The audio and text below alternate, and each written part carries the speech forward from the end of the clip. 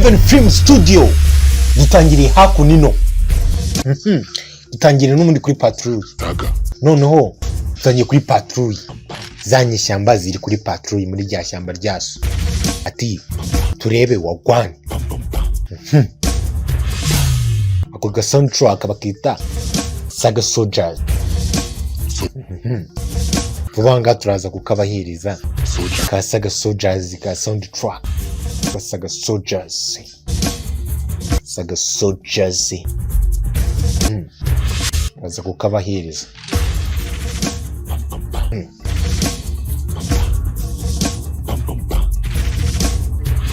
Barangije barakomeza bigira imbere. Ndibutsa ko ushaka kukareba kano kaboro kadasobanuye, kano ka video, kano gace tugezeho kadasobanuye, wagicaho ngaho muri comment ukabona link ukakareba, karimo kadasobanuye. Saga Barakomeza baritemberera mu ishyamba.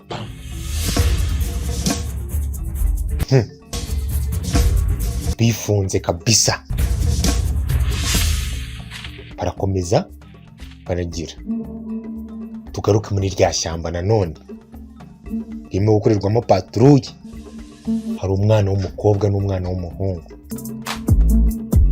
Bibutsa ko iri shyamba nibamo abantu bagendamo ntacyo bitwaye.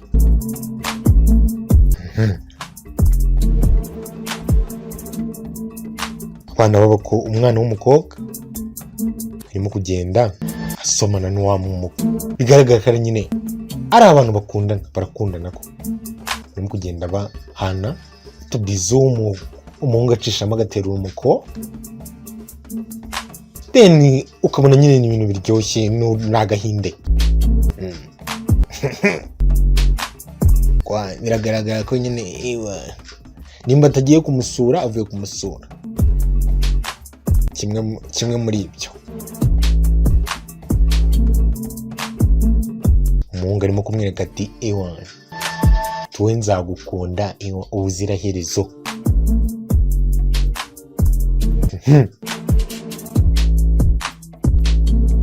Bibutsa gukora subscribe ku muntu utarayikora, kuko utu filime twazatugucika. Bibutsa ko wanareba kandi ga filime hano kuri no channel yitwa Heaven Film Studio, yitwa Imbahekazi, Umugore w'ishyano, ndetse n'utundi twose tumeze neza. Filime zimeze neza ni hano zica. Hakuno tugaruke hapo. Umwana w'umukobwa uteye gutya baramuhamagara Taro.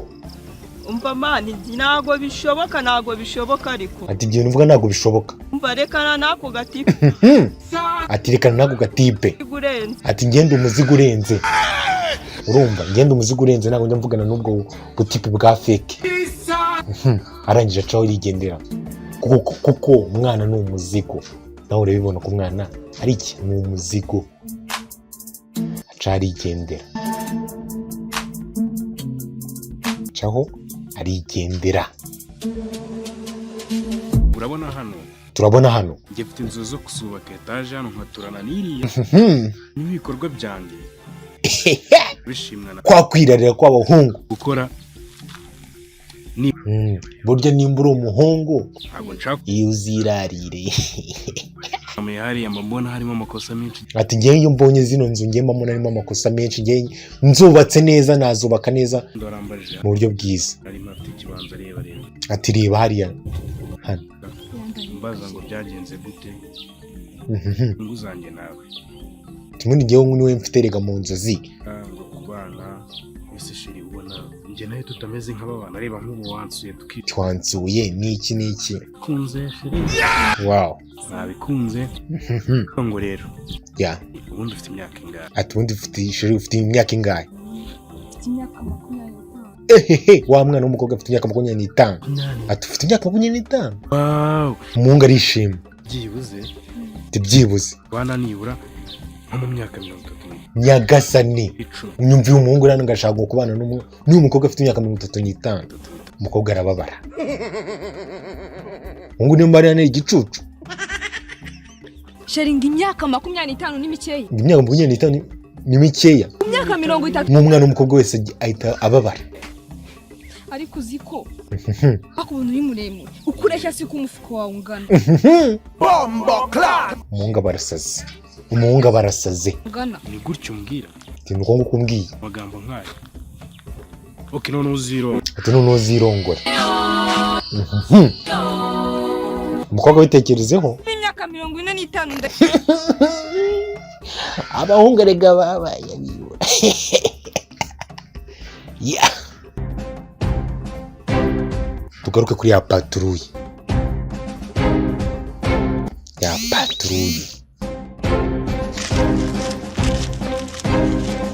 Arangije araza mwibuse ko bari mu ishyamba imwe. Wa mukobwa ahura na wa mukobwa wundi. Wa mwana w'umuzigo urenze atumeze gute? Ya pati yagenze gute? Ye patisi. Mwika yataye umutwe. ari pati naringiye kujya musaza tukayijyanamo waje byahuri ati ehehe wa muhungu ibuka yashwana na wa mukobwa. Tugaruke kuri ya patrouille. Barakomeza baritemberera. Ako kanya wa muhungu araza no guta umutwe agunga ba zanyeshyamba. Arazigonga. Dore umwako. Uyu ni umwako hano ngaha sinzi nimba ari waje. Izi nyeshyamba ziriyenza turazizi. Ati pfukama hasi. Bamupfukama hasi arangije apfukama mu byondo. Wa mwana w'umusore apfukama mu byondo. Dore umujinya fange. Ndiko se sha. Uraza wirukanka utareba abantu ukagonga abantu. Wasaze byagenze gute? Wasaze ko ndimo kuza ugonga abantu. Ni stress uje kuzimfata. Ehehe. Ariya harumukubikira. Shaka kutugongo, shaka kutumara. Turashaka kutwica wowe urashaka kutumara. Oje ni gutuma. Umuntu abaza. Shaka kutukura kuri inosi. Nyeshyamba za hano zirirata, ziriyenza. Usanzwe uvuga gutya. Manuka. Kandi koko arazigonze. Gaza mu mazi vuba. None reba fandi ipeti rimwe riracuritse irindi riracurukoye. Nyeshyamba za hano nimba zimeze ute? Amuginga afite n'ikiburu, amuginga ni gutuma umuntu avuga ko gusubiza amugingo ye. Baramukubita. Nakubwiye ngo zino nyeshyamba ntago zikina. Amuginga afite ikiburu byatangiye. Afane ni ukuvuga ngo njyewe nigenderaga. Ariko namwe kabisa sinzi. Ubundi hano mbwiye amaze gushwana na sheri we kwa guta umutwe yisanze muri bino bibazo. Ninde hakuzanye se ubona hanga? Njyewe ni gute ngo umva umusore yataye umutwe. Stress ufite nizo ziza zituma uzugonga abantu. Ntago mbizi niba ari stress. Ubundi se mwebwe bite? Bite turi cyinshi. Reba hano. Oya basi sorry. Baramukubita. Hano usinze nimba ari buhave kabisa. Oya reba hano. Uretse twibikira. Uretse. Ubundi ari he. Ngari he. Musore yasaze. Kandi wibuke ko ari ubiteye byo kubwira umukobwa ngaza mu shaka afite imyaka 35. Ziba. Ticeceka aho ngaho zibaho. Ufite ikiburi cyinshi umuntu agushiramo iki? Muragushiramo iki? Cicika kwa. Nakabona nawe usubira mu gihe. Muraba yakuhereye. Janeza.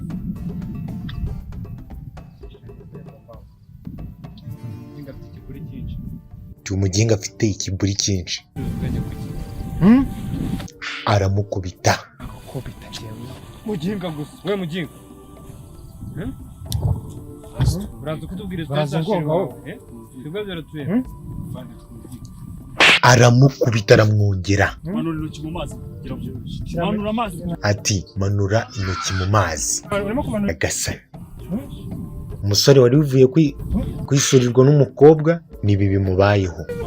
Uraza ugonga abantu. Uriyo kuntu mwako umuntu awubyukana. Stress z'abakobwa. Menyura umukobwa kasira.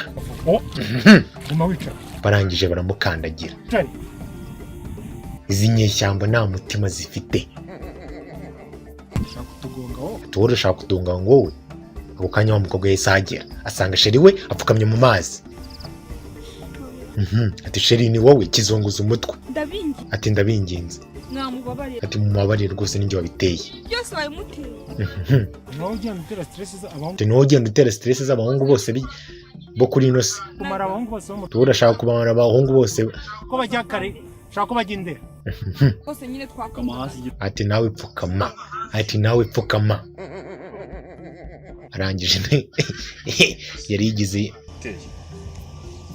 siko nta rusoni mugira ushaka kutumarira abahungu wowe tuba urashaka kutumarira abahungu mumbabarire ni akantu gatoya kari kabayeho mumbabarire aboroze warabamaze ndabingi ehehe niko sha kusha uyu mukobwa yarakuroze uyu mukobwa yarakuruze mwiza cyane ku buryo waza ungonga afane tuba urabona umukobwa ari mwiza ku buryo wakirwa uza kutugonga wowe ugata umutwe ni mwiza ariko iki ngiki abantu cyongeye kikanamukubita nta mikino uri mwiza ku buryo yatesha umuntu umutwe afande uri hano nta mikino nyafande yarankunze nanjye ndamukunda terega yarankunze nanjye ndamukunda haguruka ubimbwire neza atugahaguruka ubimbwire neza haguruka ubimbwire neza nyine ndamukunda akumariye iki uramukunda kundaga ariko nyine twari duserereye ahise ubundi mwapfuye mwapfuye iki ubundi kwanza ubundi byagenze gute mwapfuye iki nyine uyu mutipe ngiye twakundanaga ariko njye namubajije impamvu iri gutuma tutari kubana arangije arambwira ngo agomba kundongora nyuma y'imyaka haya kuko n'abafande byarabasekeje abafande nabo byarabasekeje za nyishyamba nyine nari nsanzwe mbimuha pe sawa rero barangije bararebana baraseka nabo bumvishe ibyo bintu bitabaho gusa umurongo w'ishuri singa ati urayifite ikibazo cyo kurongorwa ati ufite ikibazo cyo kurongorwa ureba fande ati kiri ati fata ati wowe rero ufite ikibazo cyo kurongorwa ati noneho ugenda ati afande rwose mumbabarire ntabwo bizongera usabye imbabazi ati wowe rero sasa wowe mubure bamwatse wa mukobwa nuko tukarangije wibuke gukora subscribe like share na comment ahasigaye mwibutsa kureba kane gafilime kitwa Imbagikazi n'utundi dufilime kuri no channel okay duceho duhure ku kandi gace k'ubutaha.